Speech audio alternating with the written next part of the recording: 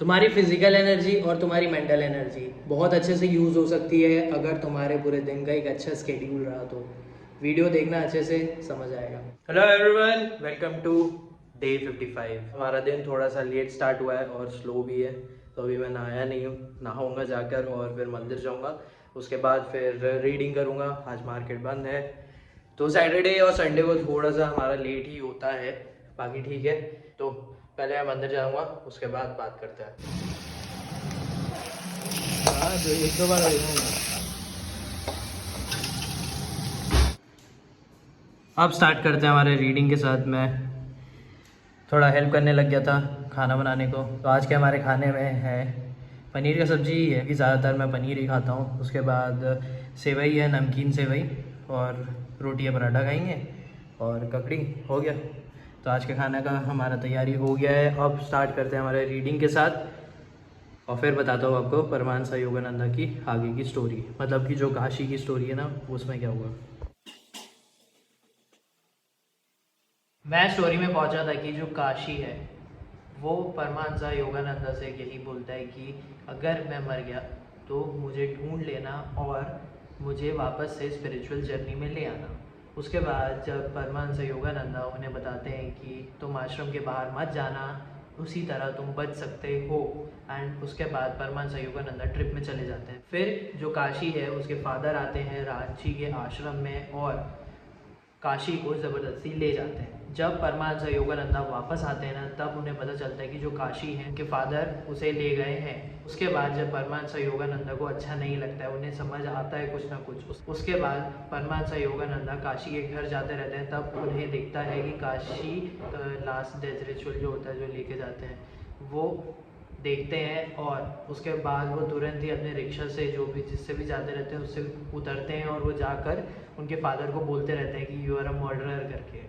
क्योंकि अगर वो आश्रम के बाहर जाता तो काशी की डेथ हो जाती। और उसके बाद ना काशी के जो फादर हैं उसे भी समझ में आता है कि मेरी गलती है ये। काशी की डेथ के बाद ना परमानसा योगानंदा को बहुत जगह पे काशी का चेहरा दिखता रहता है, सपने में दिखता रहता है। जैसे कि जब परमानसा योगानंदा की मदर की डेथ हुई थी तब वैसा लगा था उन्हें। उसके बाद तो काशी को ढूंढते रहते हैं, वो बहुत ज़्यादा मेडिटेशन में रहते हैं, 6 महीने मेडिटेशन करते रहते हैं वो।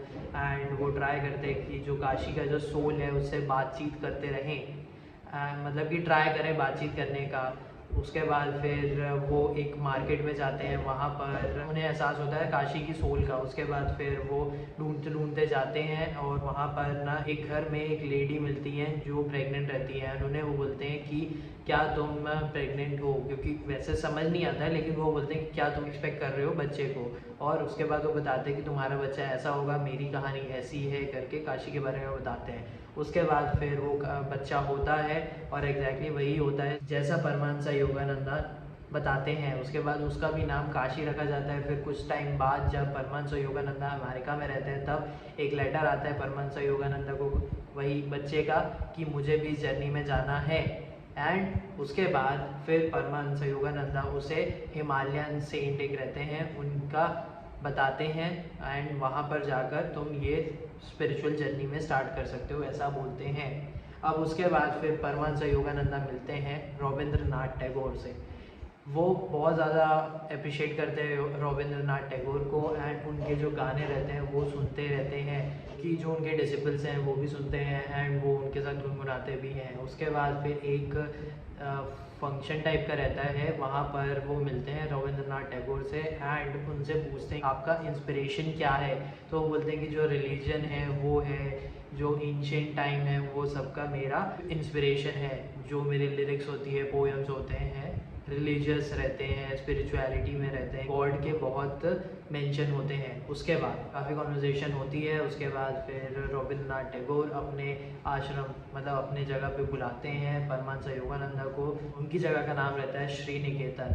फिर वहाँ पर आते हैं एंड फिर जो भी कॉन्वर्जेसन होता है वो मैं कल बताऊंगा, तो वीडियो को देखते रहना। अभी चार्ट एनालिसिस करते हैं। और आज इसरो का एक और प्रोजेक्ट का टेस्ट हुआ है, गगनयान का, तो वो मैं आपको बताता हूँ कि क्या था।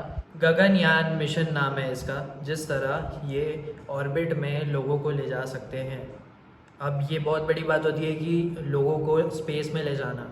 अनमैन्ड होता है तो ठीक है, रॉकेट में कुछ हो गया तो कोई प्रॉब्लम नहीं है, किसी की जान का कोई प्रॉब्लम नहीं है। बट अब इसमें लोग जा सके वो टेस्टिंग हो रही है। तो गगनयान TV-D1 नाम था इस मिशन का, मतलब ये डेमोन्स्ट्रेशन मिशन था। इस वाले में ट्राई किया गया है कि जो रॉकेट जो भेजा जाएगा ना, उसके बाद वो कैप्सूल के थ्रू सेफली नीचे आ सकते हैं कि नहीं, तो वही आज टेस्ट हुआ है और वो सक्सेसफुल रहा है। इस मिशन की जो तैयारी है वो टाइम से चल रहा है। इस मिशन का जो कॉस्ट है ना वो आई थिंक कुछ 95 बिलियन रुपीज़ है, ठीक है, क्योंकि इसरो आपको मालूम ही है, इसरो बहुत सस्ते में करता है और बहुत अच्छा क्वालिटी काम कर रहा है।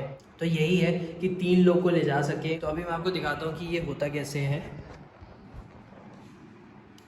तो अभी देख रहे हो ये चीज़ यही है, ये कैप्सूल आया नीचे जो पैराशूट के थ्रू, और उसके बाद ये लैंड करेगा सी में। तो यही है गगनयान TV-D1। तो अभी ये सक्सेसफुल रहा है। तो अभी नेक्स्ट जो भी स्टेप्स रहेंगे वो आगे करेंगे, जो भी टेस्ट रहेंगे वो आगे करेंगे। बाकी हाँ, इसरो काफ़ी ज़्यादा खुश है इस चीज़ से, और अगर इनके सारे टेस्ट सक्सेसफुल रहे तो फिर ये स्पेस में लोगों को भेजेंगे। आज सुबह इसका टेस्ट हुआ है 8 बजे से 10 बजे के बीच में, और श्रीहरिकोटा से ही हुआ है, क्योंकि श्रीहरिकोटा में ही मेनली बड़े बड़े जो मिशंस होते हैं ना हैवी रॉकेट्स के, वहीं होते हैं। बाकी कुछ और देखता हूँ मैं क्या काम करना है। अभी चार्ट एनालिसिस करते हैं।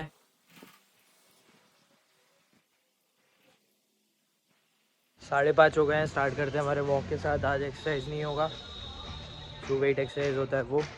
अभी वॉक करते हैं, थोड़ा सा लेट हो गया, एंड ऑडियो बुक सुनते हैं, उसके बाद आपको बताते हैं कि क्या समझा गया है। वॉक कंप्लीट किया, और उस टाइम पे जो ऑडियो बुक सुनी है उसका नाम है change your schedule change your life. जैसे कि मैंने पुरानी वीडियोस में भी बोला है कि जो एक सिस्टम है ना वो होना ज़रूरी है।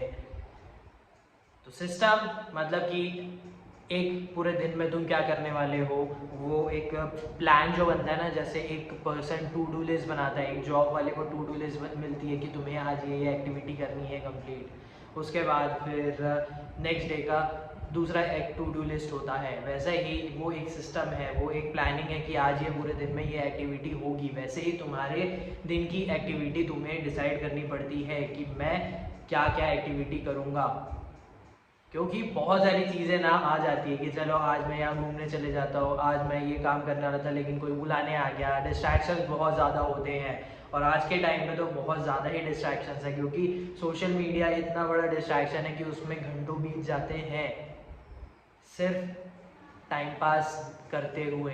तो इसीलिए एक स्केड्यूल जब तुम बनाओगे ना, तब तुम उसके अकॉर्डिंग चलोगे कि हाँ मैं ये प्लान बनाया था, हाँ ये मैं लिख के रखा था, और अब मैं ये एक्टिविटीज़ करूँगा, ये मेरे दिन के काम है। तो इसीलिए अब मैं कोई टाइम वेस्ट नहीं करूँगा, क्योंकि अगर स्केड्यूल बनाओगे ना तब तुम्हें समझ में आएगा कि टाइम वेस्ट नहीं करना है, ये एक्टिविटी करनी है। जैसे कोई एग्ज़ाम के लिए प्रिपरेशन करता है ना, तो वो सब्जेक्ट को टाइम देकर रखता है कि मैं इस सब्जेक्ट को इतना टाइम दूंगा, मैं इस सब्जेक्ट को इतना टाइम दूंगा, मैं इस सब्जेक्ट को इतना टाइम दूंगा, उसके बाद ब्रेक लूँगा, फिर दूसरे सब्जेक्ट को इतना टाइम दूंगा। तो ये बना पूरे दिन का स्केड्यूल। ऐसे ही हर दिन के तुम्हें स्केड्यूल बनाने पड़ेंगे जो तुम्हें ऑर्गेनाइज करेगा, जो तुम्हारे लाइफ को ऑर्गेनाइज करेगा।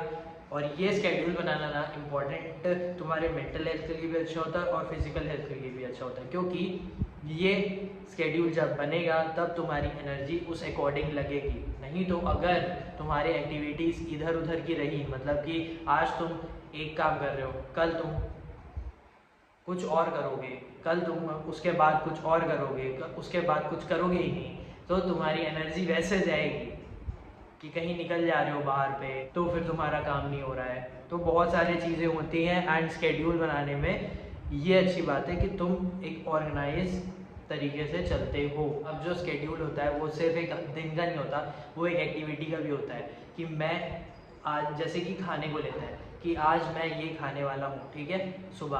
अब उसके बाद मैं दोपहर को कितना खाना खाऊंगा जिस तरह मेरी बॉडी सही चले, मतलब कि अगर मैं ज़्यादा खाना खा लूँगा तो मेरी बॉडी हैवी हो जाएगी, तो फिर काम मैं नहीं कर पाऊँगा, मतलब लेजीनेस आ जाएगी। उसके बाद मैं शाम को क्या खाऊँगा, उसके बाद मैं रात को क्या खाऊँगा। ये एक्टिविटी का एक स्केड्यूल हुआ। फिटनेस को लेके करोगे तो फिर आज मेरा कौन सा डे है, अब अगर तुम हर दिन तो एक ही चीज़ नहीं करोगे ना, मंडे है तो स्केड्यूल के हिसाब से मेरा रहेगा बाइसेप्स, उसके बाद फिर मेरा चेस्ट, उसके बाद मेरा शोल्डर, ऐसे चलेगा।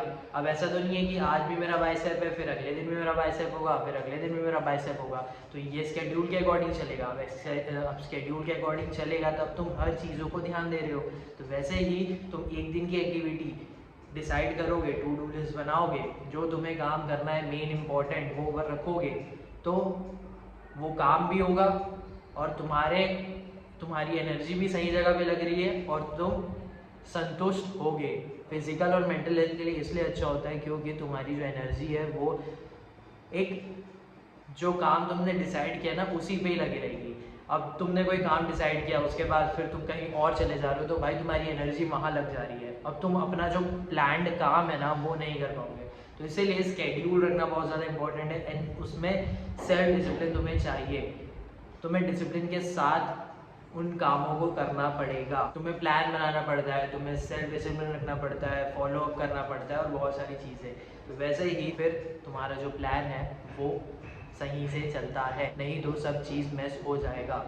आई होप आपको समझ में आया होगा। तो यही था आज का जो बुक मैंने सुना है और मैं अपने अकॉर्डिंग जो बताया, क्योंकि मैं भी टू डू लिस्ट बनाता हूँ पूरे दिन की क्या करना है एक्टिविटी और करता हूँ। तो वैसे ही मेरा जो एनर्जी है फिज़िकल और मेंटल वो मेरे काम में लगता है, और अगर मैं इसे नहीं बनाऊंगा, अगर मैं कहीं और चले जाऊंगा तो फिर मेरी जो एनर्जी है जो मुझे काम करना है वो कहीं और लग जाएगी, तो फिर मेरा काम नहीं होगा और मेरा चैलेंज नहीं होगा जो कि बहुत अच्छे से चल रहा है। तो अब सारे टास्क मेरे डे 55 के कंप्लीट हो गए हैं एंड नाउ अब हम मिलेंगे डे 56 को एंड मैं थोड़ा सा रेस्ट करूँगा। मेरी जो ये वाली आँख है लेफ़्ट वो थोड़ी सी इचिंग हो रही है तो मैं ज़्यादा स्क्रीन को नहीं देख पा रहा हूँ इसीलिए। एंड अब कल एक्सरसाइज करूँगा मैं, आज एक दिन का मेरा रेस्ट है। तो अब मिलते हैं आपसे डे 56 को एंड आई होप कि आपने वीडियोस चेक किए हैं एंड प्ले लिस्ट आप ज़रूर चेक करना, क्योंकि चैलेंज जो है वो अच्छे से चल रहा है, जो मैं बता सकता हूँ वो मैं बता रहा हूँ एंड आई होप कि आपको कुछ ना कुछ अच्छा समझने को मिलेगा और आप चैनल के साथ कनेक्ट करोगे and thank you for watching.